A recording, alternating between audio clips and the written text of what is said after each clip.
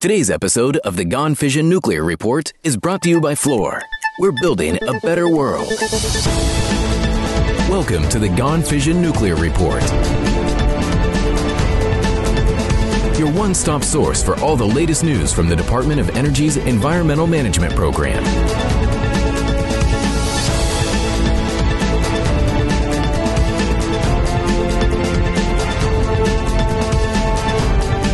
Now, here's your host, Michael Butler.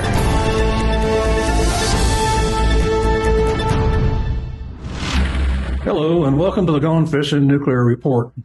Today is Monday, February 12th, 2024. We're covering all the news from the Department of Energy's Environmental Management Program across the country. We thank our friends at Fluor for being presenting sponsor for today's episode. The Department of Energy Environmental Cleanup Program is big and expensive. Its success depends upon consistent, reliable federal funding as authorized and appropriated by Congress each year. It is incumbent on members of Congress whose districts include DOE cleanup sites to educate their fellow congressional members about the need for cleanup and to fight for the funding needed to get the job done.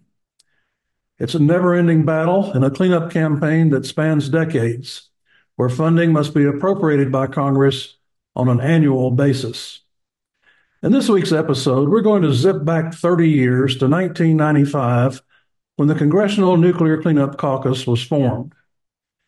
It was a time of a new conservative Republican majority. Newt Gingrich, the contract with America. A group of congressmen from major DOE sites around the country decided to work together to assure adequate funding for cleanup. The Nuclear Cleanup Caucus was born. Today, our guests are two members of that founding group. Former Congressman Doc Hastings of Washington State, whose district included Hanford and who served as the caucus first chairman, and former Congressman Zach Wamp of Tennessee, whose district included Oak Ridge. Along with Lindsey Graham of South Carolina, the late Charlie Norwood of Georgia, and Mike Crapo of Idaho, this group formed a powerful alliance that wielded its clout to keep cleanup at the forefront of congressional consideration and obtained the funding needed to pay for this important, massive undertaking. We'll have more after this from Fluor.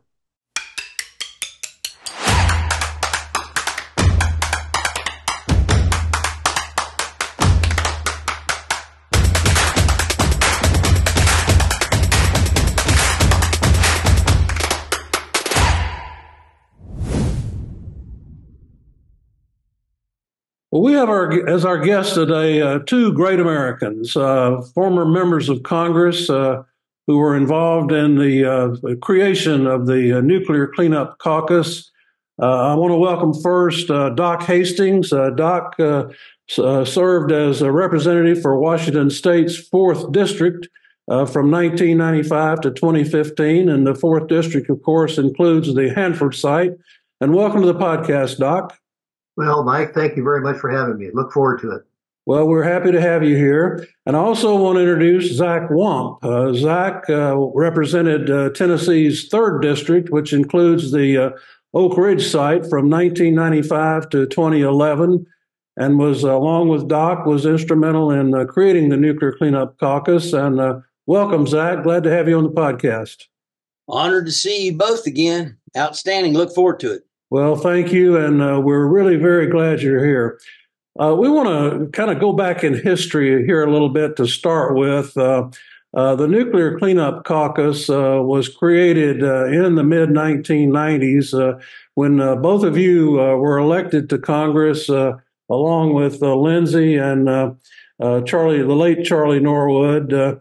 As part of their kind of Republican revolution that came in at that time with Newt Gingrich as the speaker. Why was the Nuclear Cleanup Caucus formed? Why did you feel the need to get together and put this group in motion as part of overseeing the environmental cleanup program? Doc, let's start with you on that. Okay, well, Michael, thank you very much. Well, I think you kind of touched on it because Zach and I were elected in 1994 first time in 40 years that Republicans had controlled the House. And Zach and I and Charlie both beat Democrat. All three of us beat Democrat incumbents. And Lindsey Graham succeeded in a House that was held by a Democrat. And now, of course, this was during the Clinton administration. So all of a sudden, you had three Republicans that were representing sites that were previously represented by Democrats. And there's a very small constituency for cleaning up nuclear sites. There's very few sites. The big four, as we talk about, is Hanford, Oak Ridge, Savannah River, and Idaho. And by the way, Mike Crapo was in the House at that time, and he was also helpful in starting the Cleanup Caucus. So part of the reason why we got together was we need to be together from a standpoint of funding. We all came in as fiscal conservatives. We knew the federal government had to be part of cleaning, the biggest part of cleaning up these sites, but we wanted to do it in a responsible way. We felt the best way to do that was for the four of us to get together and agree to work together when the funding comes and so forth. So that was the nexus of that. And I remember we sat down with Newt Gingrich, who was the Speaker of the House, and Newt was very big on task force. And I remember we sat down and said, okay, this is what we want to do. And Newt said, well, form a task force. So we did. And the task force eventually became the Cleanup Caucus, which was formed, by the way, in 1995, the first year we were in Congress. So in a nutshell, there was certainly a political part to that because we had to defend ourselves, if you will, in a Democrat administration. But also we had to get together because we have such a small constituency in order to work together. And that was the genesis of it. Zach, you want to add your thoughts to that? Well, yeah, quite a bit. First, Doc deserves the lion's share of the credit for really having the idea and talking to Newt about it. But Newt was, especially back then, I think he's changed some over time, but back then he was really, really, really thoughtful of how do you, after fighting for 40 years to win the majority, hold the majority. So there was a political nexus, as Doc talks about, because I remember Newt talking to me early on saying that I not only inherited Oak Ridge, but that I inherited the Tennessee Valley Authority. And I had a decision, I could either be against it or for it. And then if you're going to be for it in a Republican majority, you better be able to defend yourself. What are you doing to make things better? And so in both of those cases, these are solutions that you provide.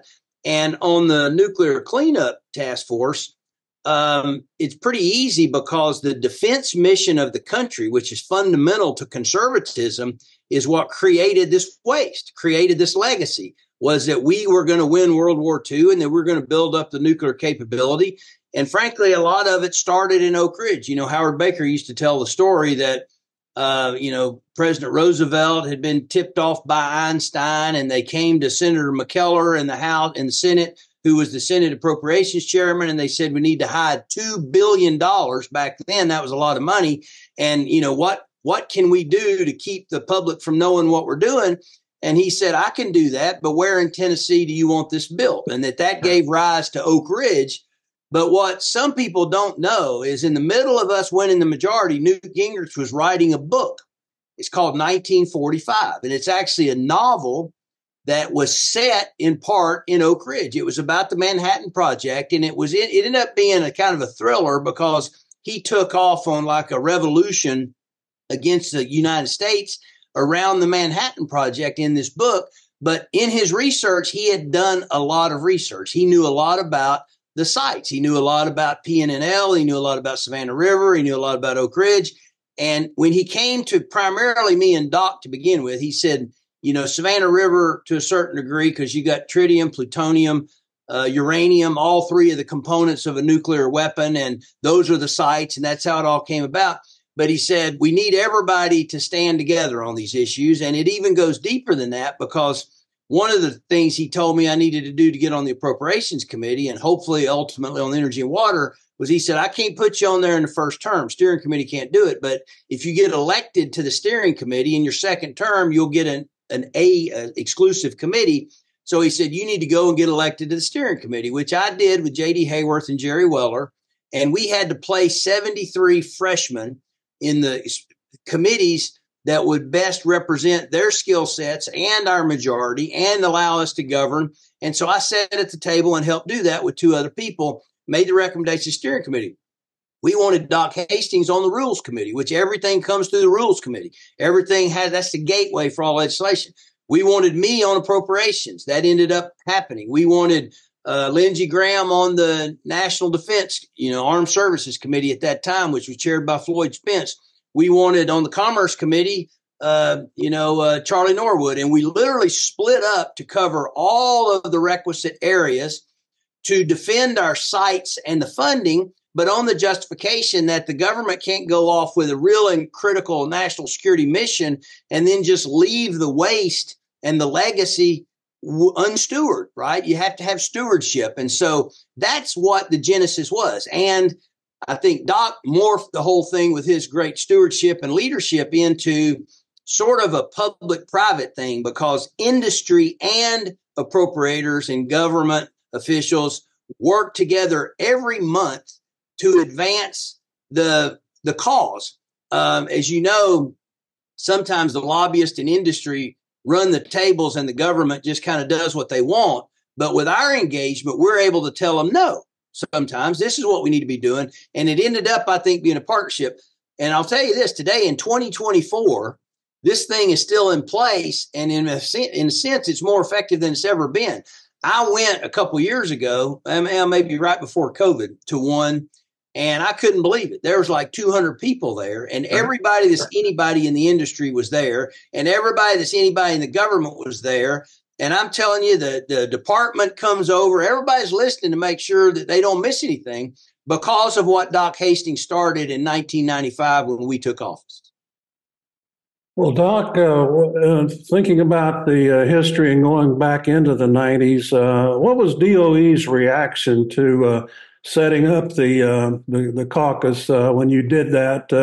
Were they supportive and welcoming, or did you feel you had pushback, or what was the reaction of DOE at the time? I think our main emphasis, as Zach put it, was on the congressional side.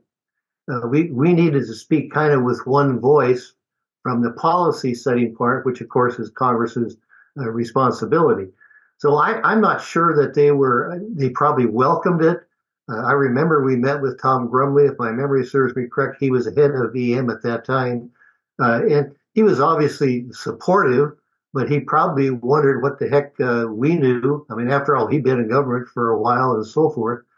But the idea for us first was to educate our peers in the House, and then hopefully in the Senate, and from there it would grow. And the way we did that, by the way, was every year we would bring in the various sites, the Department of Energy and the contractors. And they'd sit down and they would speak with one voice about what is going on in their sites. And we started doing that. I remember the first time we did that, we didn't have much of an audience, but over time it grew and grew and grew. And Zach, you mentioned you were there, 4 or 5 years ago. I was invited to the 30th anniversary of the cleanup in 2019. And I was amazed, by the way. I went to the Cleanup Caucus. I was amazed how many people were there. So obviously in the 10 years since I've been gone and 14 years since Zach's been gone, it has increased its influence. But the idea was first to educate our peers. And we got the House going, and pretty soon people from the Senate came over. There was always representatives from the Department of Energy from headquarters when the various sites came in. And I think that education process was the important part. But Zach really hit on it. We placed ourselves very strategically on those committees. And that was very important to do it. And we didn't do it our first term, but it was on our second term when all of that happened. And then we were well placed, I believe, from then on. Doc, just to follow up to that, what was the reaction of your peers in Congress? You said you had an education role. When you went to your fellow members of Congress and talked to them about cleanup of DOE sites, did their eyes glaze over? Did they know what you were talking about? Did they really care about it? Or what kind of reaction did you get from your peers? I think in large part they knew of it because of all the money that was going to the cleanup sites. But keep in mind, Hanford was the only site that was exclusively cleanup. Oak Ridge had cleanup, but they had other missions. Savannah River had cleanup, but other missions. Idaho had cleanup, but other missions. So Hanford was unique in that standpoint. And I remember our old colleague Duncan Hunter Sr. From California. He was on the Armed Services Committee, and Duncan, in his brusque way, was, oh, we'll just build a triage around these sites and let them go. Well, we had to go through that educational process. And I think it really helped earlier on that Floyd Spence from South Carolina was the chairman of the Armed Services Committee. So he was sensitive, obviously being having the Savannah River in his state, to what we had to go through. But again, there's a very small contingency when you think about it. And there were some minor sites, but nothing like the big four. And it was centered, and so we had to speak with one voice. That was the whole motivation. Zach, do you have other thoughts about the reaction of your peers when you talked about the nuclear cleanup program? I think it was very positive for two reasons. One, we were the first new majority in 40 years. So everyone there, older members and newer members, were especially sensitive to each other's needs because they knew that this was a historic moment and that we better kind of stick together and take care of each other or it wouldn't last. And I think that, coupled with the fact that we, strengthened numbers by forming the caucus and teaming up as a group, and we were all freshmen, and they all wanted us to stay. Our class was called the Majority Makers, and they knew exactly what that meant. That created them. But, we had a lot of really thoughtful people. I think of Nancy Johnson from New England in healthcare issues, and David Dreyer from California, running the Rules Committee. We had people that actually back then really knew the process, and they knew the traditions. They knew what you could and couldn't do. Today, you got a bunch of people that are there that really don't understand the history. They never bothered to learn what they were supposed to do. Article 1, lays out what our role is. We were really big on these things. I mean, Bill Archer of Texas lectured us on what our role was versus the presidents and the Supreme Court. There's people up there now in real leadership positions that don't even understand the separation of powers or what you're capable of doing. So we got a really good response, but to be honest with you, that was a different era. Today, they might just go through there with an axe or a meat cleaver and just wipe everything out. I mentioned TVA earlier, and Newt kind of telling me what he thought I should do there. In the Balanced Budget Act of 1997, literally at midnight, I met in Newt's office, Vice President Al Gore, to refinance. I think the number was $107 million of TVA's debt in the Balanced Budget Act.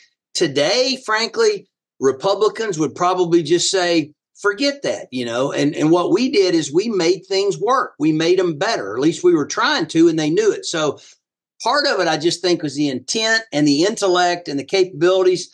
They used to think we were wild, but I think most Americans would love to have us back right now.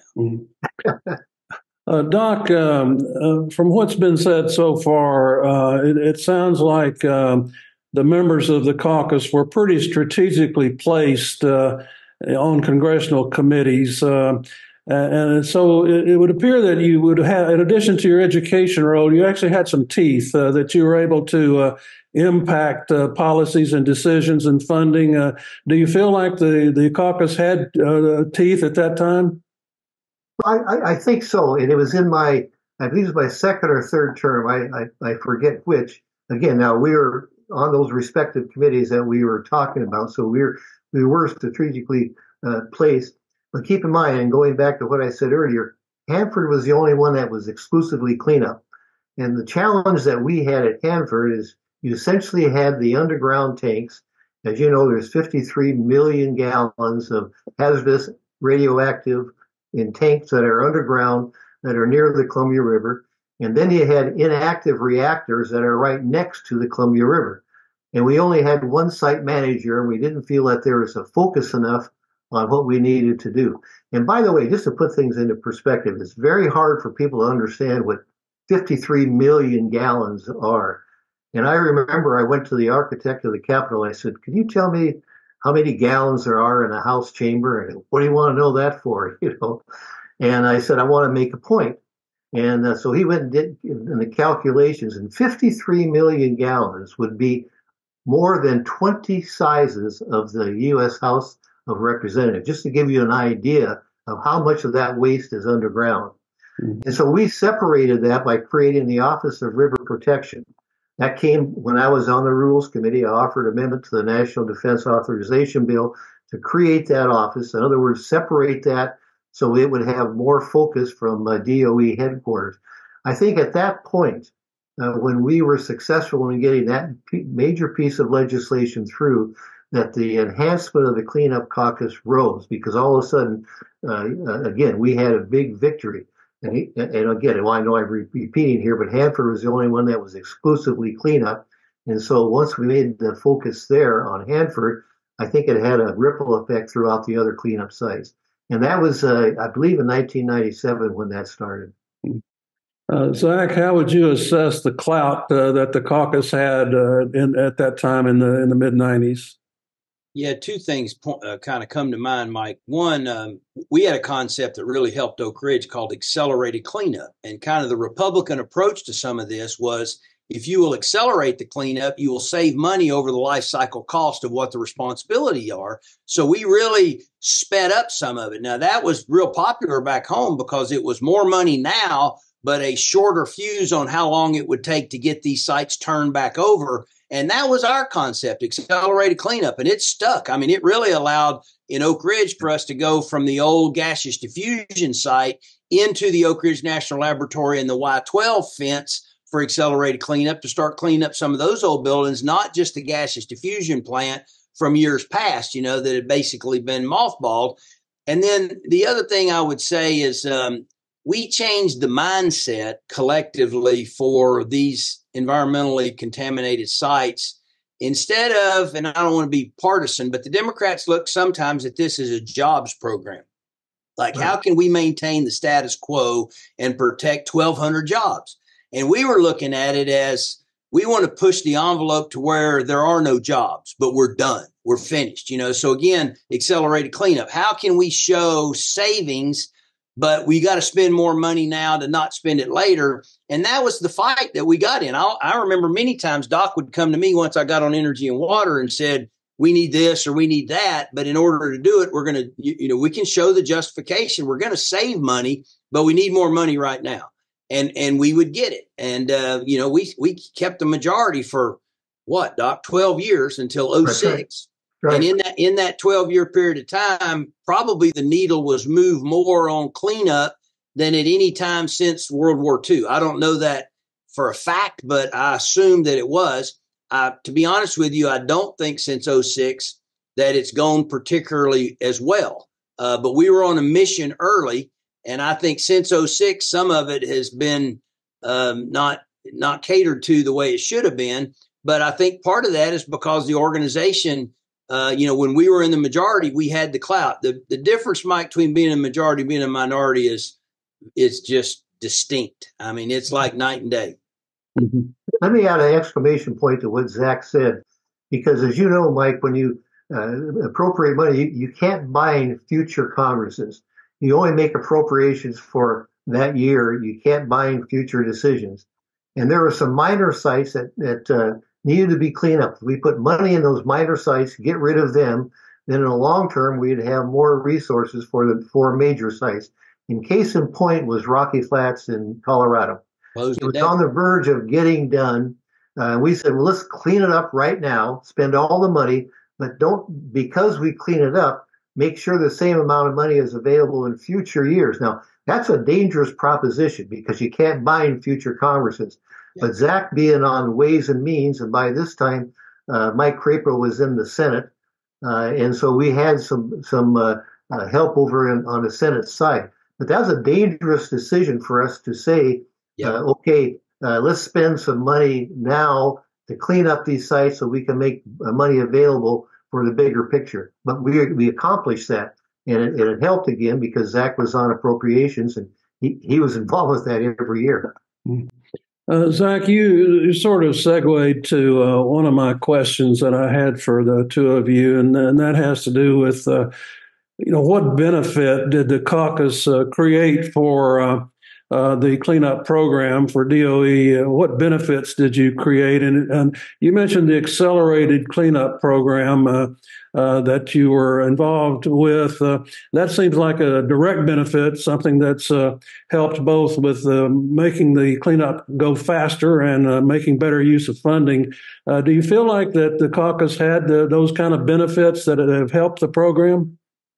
Yeah, and I think maybe the biggest benefit, which I still see today a whole lot, is the industry government partnership. Because to be honest with you, the contractors many times previously felt like they were left behind and they just had to kind of react to whatever the government was going to do, instead of being prepared to capitalize on what the government leaders decided to do because we were working together on what are the solutions. I mean, honestly, Bechtel, for instance, up there in Hanford, I don't think the government cooperated with them the way they should have cooperated with them through the years. And so I do think that what Doc really forged was a really great relationship between the people in the cleanup industry and the government leaders making the decision. And I think DOE appreciated that more than they would ever admit. And of course, turnover and the cycles of politics, it's not even just one party or the other being in the presidency, but just turnover in general really makes government inefficient. But one thing that survived all the turnover was the cleanup caucus, which tells me the value is there, because a lot of these things, they'll happen in one administration or one majority, and then when it flips over, they go away. Well, this thing's stronger today in 2024 than it was when Doc started it. Mm-hmm. Doc, you have additional thoughts about benefits for the program that the caucus helped with? Well, I think I mentioned the creation of the Office of River Protection. That led to an opportunity then to clean up what we call the river corridor, the corridor that's on the Columbia River where you had all the reactors. And there were some different approaches, and one of the approaches was to cocoon the reactors that are on the Columbia River.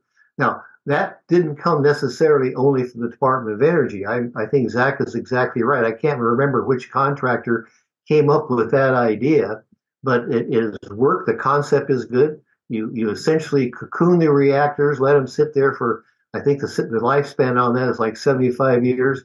Then you go back and open up and say, okay, what's going on? But the point is, because of the activity and creation of the Office of River Protection, it allowed for new innovation on the river corridor. And now, with the exception really of only one site, and it's a very serious site that nobody knew about on the Hanford River, on the Columbia River. That site is still very difficult to clean up. But other than that, it's 100% cleaned up. It was a very good success, no question about it. Mike, let me give you one from my district, if you don't mind, because the K-25 plant was the gaseous diffusion plant. That's where the actual uranium was processed. And at one time, the K-25 site, as we were winning the Cold War and the Manhattan Project at full bore, it used more electricity than any other thing in the entire TVA system was that one plant, K-25. So I come in, it's called K-25 site, and we handle this in the way that Doc has laid it out. That today is called the East Tennessee Technology Park. I was part of the name change. It is completely, basically cleaned up now. And the industry that is going in there on the Clinch River is extraordinary. In fact, somebody asked me last week, I still serve on the Permafix board, which has a application up in the Northwest. And at one of our board meetings, they talked about a piece of real estate that we own out there on the West End towards that. And I said, you don't have to worry about that real estate. It's going up in value. The values, see, we've turned, lemons into lemonade, swords into plowshares, however you want to say it. We've actually converted a lot of this for productive use. That makes all the difference in the world. You talk about greenfields, brownfields. If you can take an old brownfield at the highest level, which is a nuclear contaminated site like K-25, and turn it back into an industrial machine, to generate new jobs and new opportunities. And that's what we've been able to do in Oak Ridge because of the cleanup mission. Well, and it's a real success story. You've got companies that are going in there now that are part of the nuclear renaissance that are creating the new concepts for reactors in the future. And the governor, Bill Lee, is putting money into making renewing Tennessee's leadership as in the nuclear industry and creating a nuclear advisory council. So there's a lot of activity going on that front. That's that's a payoff from cleanup. Cleanup's been the direct cause of being able to do those things.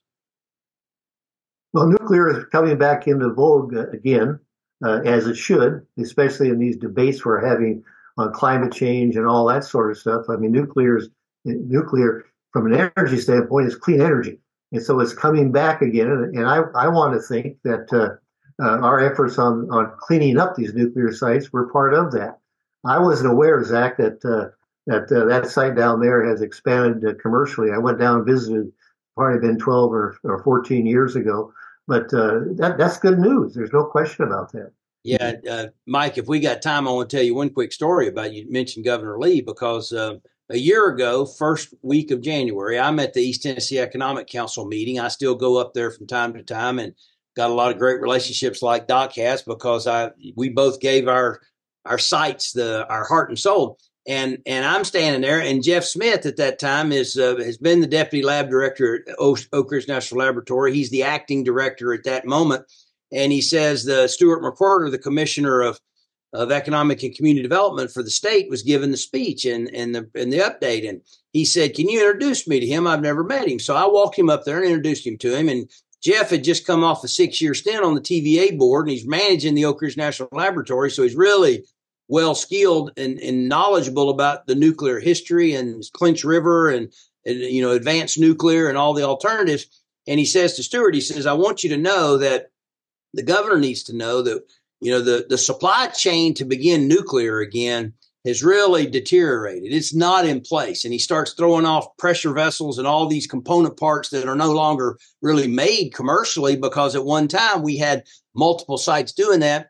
And Stuart says to him, "Well, what do you think needs to be done?" He says, "Well, first, somebody needs to declare we're going to be the home of the nuclear renaissance. We're going to actually stand the supply chain back up." He goes back, tells the governor that, and literally 3 weeks later in the governor's budget address, he said, "We have a surplus, and I'm going to put $50 million into standing up, best we can, a supply chain for advanced nuclear in East Tennessee, right around the Oak Ridge National Laboratory." And all of that is a continuation of what you're saying. And if nuclear is truly going to come back, and I do believe there's bipartisan support now for it. I mean, usually there's happy talk, but there's not a real commitment. Today, I think there's a real commitment on both sides that if you're ever going to meet any global climate change objectives, you have to have a nuclear component. We got to have advanced nuclear. And, I'm bragging, but some of that's going to come right out of East Tennessee. Right. I think that's obvious now. Let's go back to the beginning for a minute. When Zach, you and Doc were walking the halls of Congress with a young Lindsey Graham and Charlie Norwood, how did the caucus actually work? Did you guys stop in the hall and talk about things, or did you have formal meetings, or how did it give us some insight into how the caucus conducted its business? Some of it was formal. Some of it, Doc would convene the meetings. Doc would chair the meetings. He would get us all together. Most of the time, it was the four of us huddling on the floor between votes to compare notes and talk about what needed to be done. As you know, Congress is really scattered when they're in session, or even when they're home. They come back together. It's like a heartbeat pulsating. And the only time you really get FaceTime with each other is on the floor. I cannot count the number of times that Doc would convene us on the floor to say, "This is what we need to be doing." He was our quarterback and our coach because he had the biggest waste site in history, I guess the history of the world, literally, right? I mean, it has to be. Yeah, that was any question. So he was the quarterback. One thing implicit, what Zach is saying, is our staff. Sometimes we overlook our staff, and our staff got together on a regular basis. I think in the time that I was in Congress, I think I only had only 4 staffers that worked on Hanford at different times. They leave and so forth. That's not much of a turnover. Some people it turns over a lot. And Zach, I think your staffer on that, Helen, if I remember her name, after you left, she worked up with Chuck. She stayed with Fleischman. She stayed for 16 with me and 6 for him. 22 years in a row, she was the go-to person. And staffers are very important. And I'll make another mention here. One of Lindsay's top staffers when we first started, he's still there. Richard worked for the Department of Energy, and he was a deputy secretary under Secretary Abraham. Yeah, that was a big help for us because now we had a voice within the administration. So are just simply getting together all the time and talking and communicating had these benefits. And Zach, you're giving me a much more accolades than I need on that.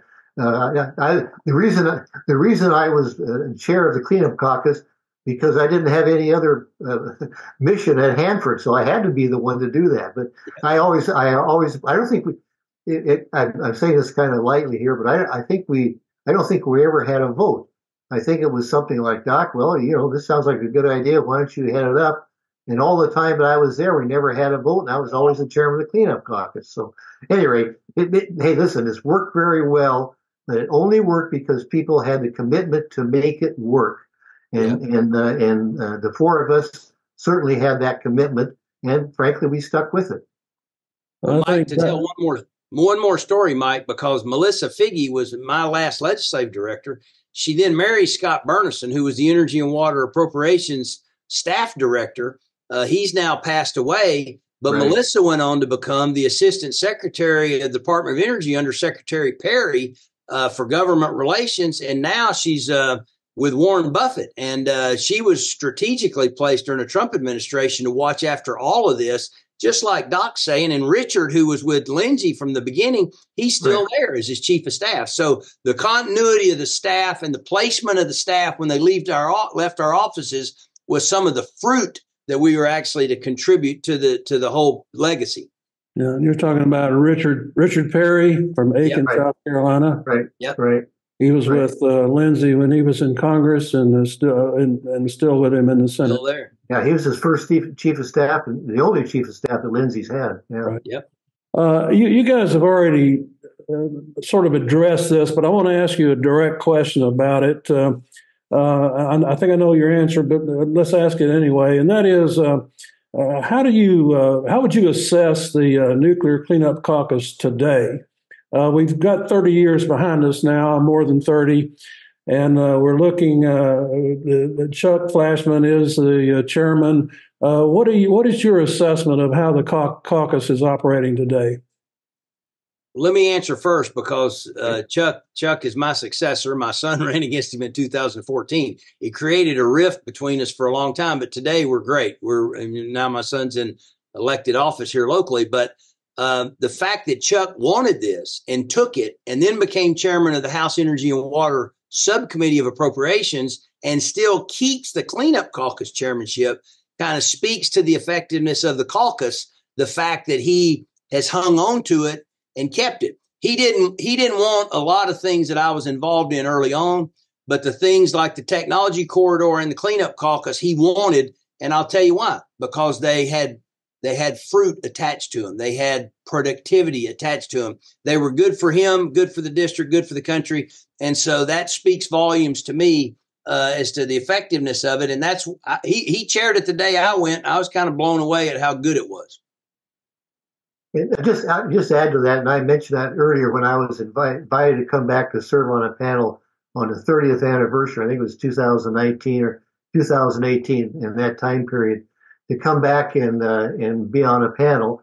And then the cleanup caucus had a reception that night, and my goodness, the place was packed. I mean, there was you couldn't sit. You literally could not sit. That's how many people were there. So that is my only gauge. But what is significant is the fact that Chuck Fleischman, who took over after I left, is still the chairman, and that's been 10 years. Yep. So I guess you could probably say that there's only been 2 chairmen of the cleanup caucus, me and Chuck Fleischman. If there had not been a cleanup caucus, if you had not gone to the effort that you went to 30 years ago to put this together, what would the cleanup program be like now? What would be missing, or how would the program have suffered if there hadn't been a cleanup caucus created all those years ago? Well, I remember when I was first running, and Zach may have had the same, the same experience I did when I was running for office. We would hear that the House would do something on whatever the cleanup was, and then it would go to the Senate, and all of a sudden the senators would divide it up, and in the House, whatever position the House was, would be left in disarray or what have you. I remember hearing that over and over. And the fact that we got together and we now establish a House position. So I think probably one of the biggest legacies is we establish a House position. And this, of course, is where the appropriation process starts, always in the House of Representatives. And I think in the long term, that's what had the positive effect. I can't speculate what would happen before, but it would probably be really in disarray because there was really no focus on cleanup before we started the Cleanup Caucus. Well, neglect sets in any time on any mission in the country if there's not aggressive day in, day out leadership to attack a problem. Neglect will set in, and neglect would have clearly set in. Neglecting this would have been, all due respect to the late Duncan Hunter, just putting a fence around it and just leaving it in place and saying, let somebody else deal with that later on. It hadn't gone perfect, but it's gone a lot better than it could have because we were engaged. Yeah, I think that's a very good way to say it. Okay, I'm going to ask you this one final question. And first of all, I want to thank you for the time you've given us today. We appreciate it very much. But I want to ask you one final question. What is your message to DOE communities today? We're still involved in cleanup. You talk about the big four. That includes your former districts, Hanford and Oak Ridge. There's decades of work left to do. What is your message to the DOE communities in terms of working with DOE to make sure the job gets finished? Well, I think the Energy Community Alliance that was put together, it was after we started the Cleanup Caucus, if my memory serves me correct. They serve as an important adjunct, if you will, to our efforts on the Cleanup Caucus because they communicate with each other, and I think that's important. But the biggest message that I have, and it becomes harder and harder, especially here at Hanford, because we're not done. We still have those 53 million gallons underground that have not been dealt with. But the simple message is, we're not for the efforts of Hanford and these sites. We wouldn't have won the Second World War, and we probably would not have won the Cold War were it not for that. Now, there's other factors, obviously, Ronald Reagan's emphasis on national security and so forth. But the point is, the legacy was left, as Zach pointed out in his opening statement here, with something that we had to do. And so the responsibility of the cleanup is with the federal government. And the best way to do that is to work together. And that's what this effort was all about. Well, my statement to the locals communities would be, more than anything else I've ever been involved in, the squeaky wheel gets the grease. So you have to be engaged. You have to be active. You have to organize locally. You have to hold accountable the Department of Energy and the Congress. But you don't do that with a sledgehammer. You do that by engaging them as people and really working the system to your advantage with a smile on your face and goodwill in your heart. And that's how you got to go about this. But it takes your manpower. It takes activity in order to accomplish that. So you just have to stay with it. And I think getting organized at the local level is key. Well, Doc Hastings and Zach Wamp, two very important members of Congress who played such a key role in cleanup of DOE sites. I thank you for joining us on the podcast today, and we really enjoyed and appreciate the comments you've given us. Well, Mike, thanks for having us. We appreciate it very much. I think what you do on behalf of the cleanup is part of what Zach just said. You've got to communicate, and you've got to let people know what's going on. So your effort here and having us on, I think, is part of that. Thank you. Yeah, thanks for giving two old timers an opportunity to reminisce a little bit about the past and even still talk about what's important in the future. So it was a privilege to be with you. Yeah. Well, you guys did a great job, and thank you very much. Thank you, sir. Take care, Doc. Love you, man. Hey, same with you, Zach. Good luck to you. Thank you. You too, sir. Bye-bye. Yeah. Bye. Today's episode of the Gone Fission Nuclear Report is brought to you by Fluor. We're building a better world.